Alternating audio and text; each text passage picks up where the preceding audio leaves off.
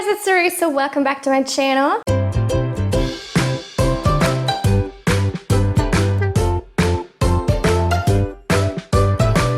In today's video, I'm gonna be doing my September wrap up. I ended up reading 8 books in the month of September, and I think I should mention this because I've now decided to reduce my reading goal for the year. I was like behind 15 books or something, and I decided that's not worth it because my goal was 120 books and now I made it 100, and like almost immediately was like on track, so I'm excited. And I feel like, you know, I'm never gonna reach 120 and it makes no sense to keep increasing that goal, so I think 100 books a year is pretty good. So let's chat about some stats. Okay, here are my ratings, and as you can see, I have literally everything this month.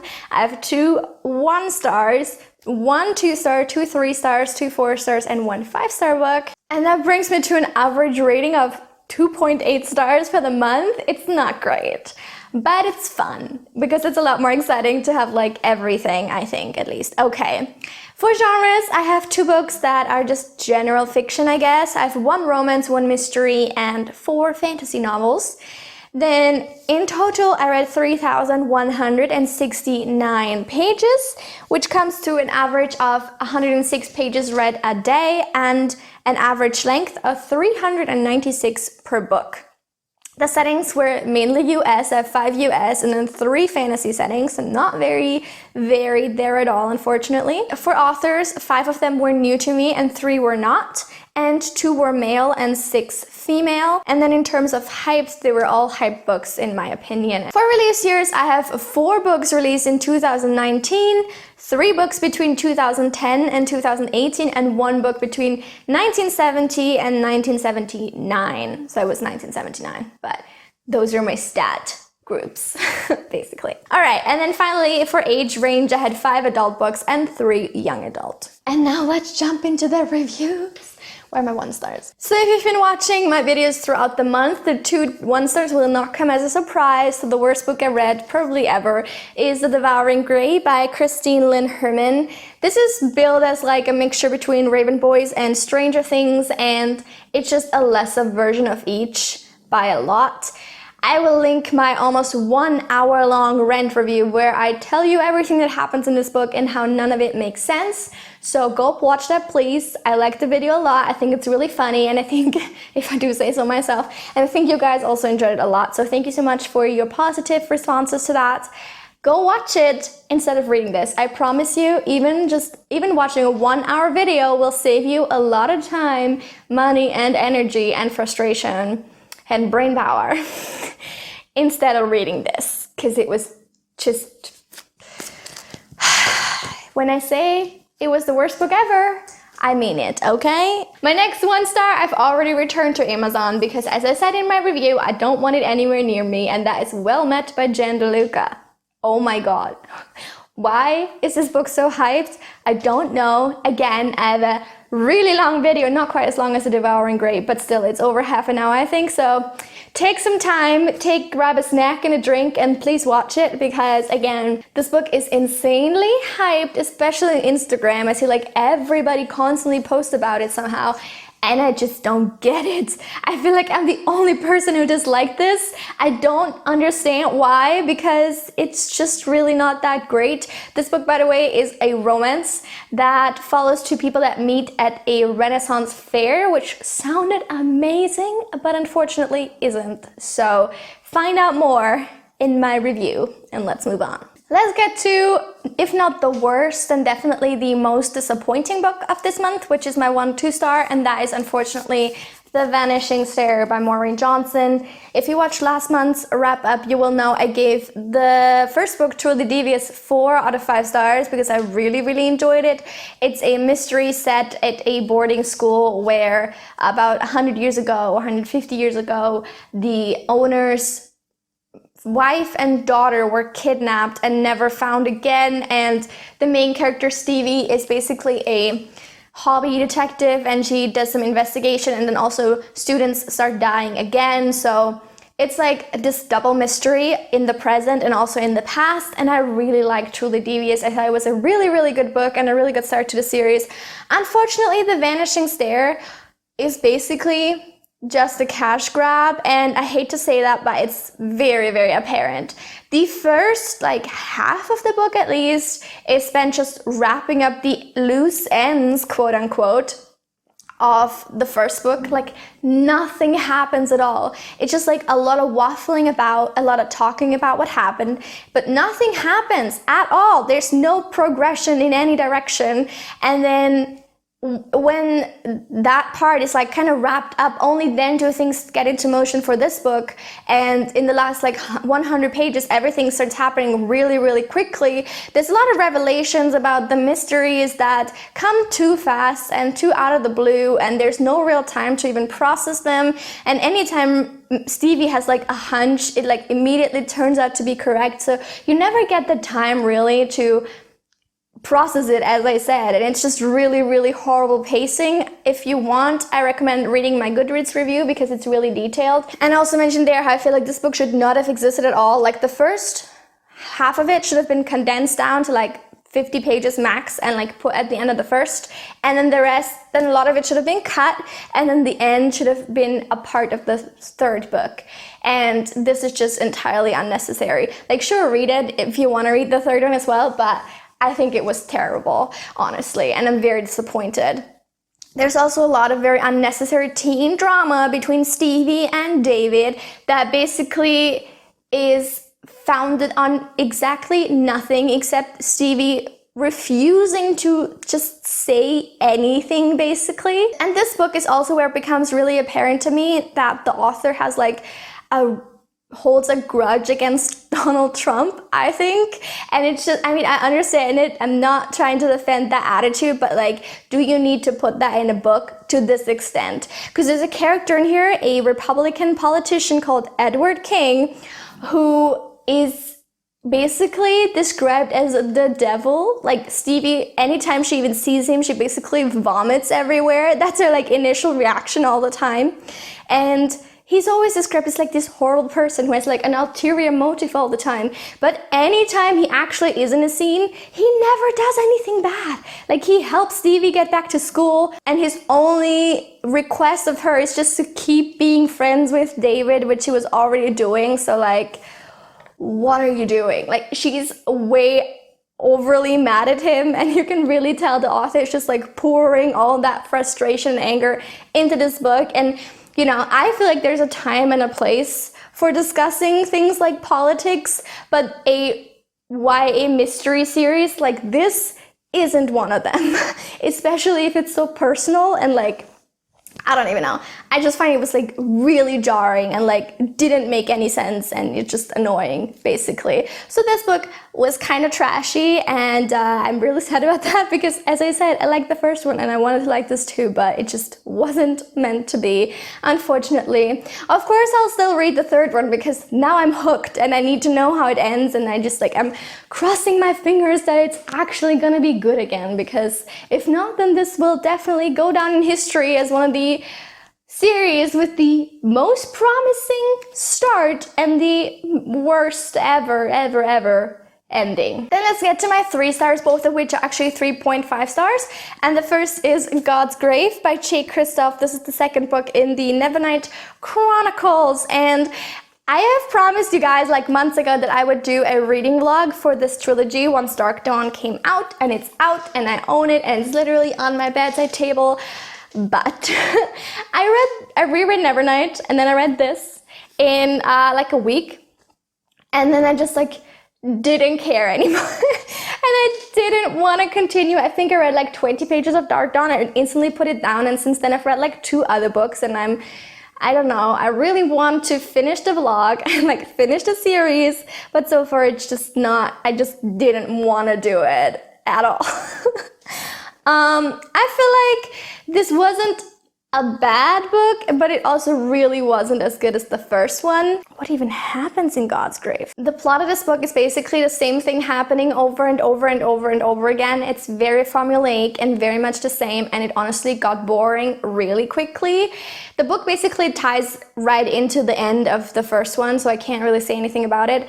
But she ends up basically fighting as like a gladiati, which I hate so much that they use the I plural from the Latin, and use it on a singular word as well. I just hate it so much. It should be like the US ending, gladiatius or something, but not I. I is a plural ending. Can we not? Oh, I'm so mad at this. I don't know why.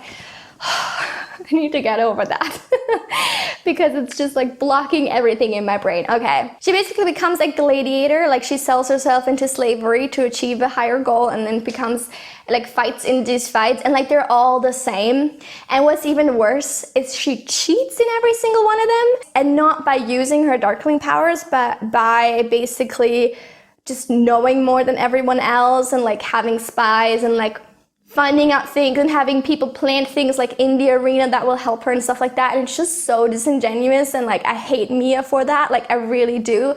I don't like this at all. I think it reflects very poorly on her personality, and sure, survival is the biggest thing, but honestly, if you're in like an official fight that is being put on and there's rules in place and everybody's following these rules except for you, I don't know. That's like something to do with honor for me that Mia doesn't have in this book. And then there's just like a weird relationship that comes out of nowhere and doesn't have any foundation at all. And I miss a certain person from book one so badly.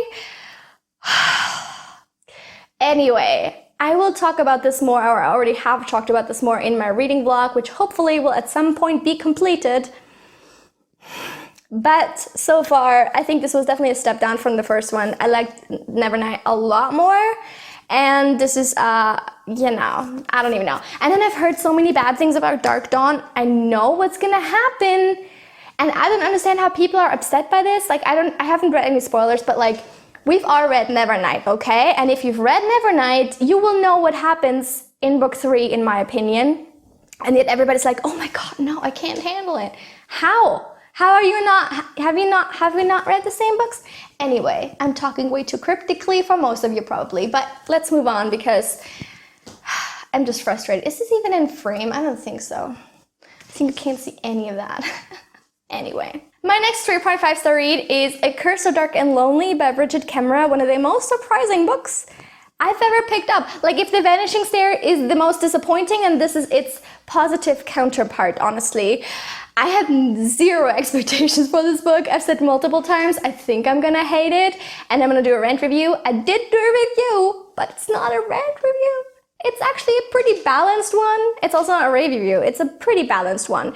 And I think it's going up before this video, so if you haven't seen it yet, I'll link it in the cards. This is a Beauty and the Beast retelling with a modern world paranormal fantasy angle.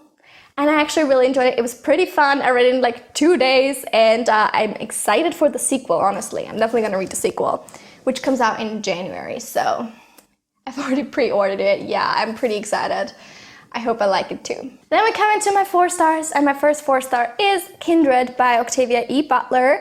This is a book that has been on my reading list forever. I've also owned it for years, I think, and I just never reached for it, but I finally did, and I don't regret it.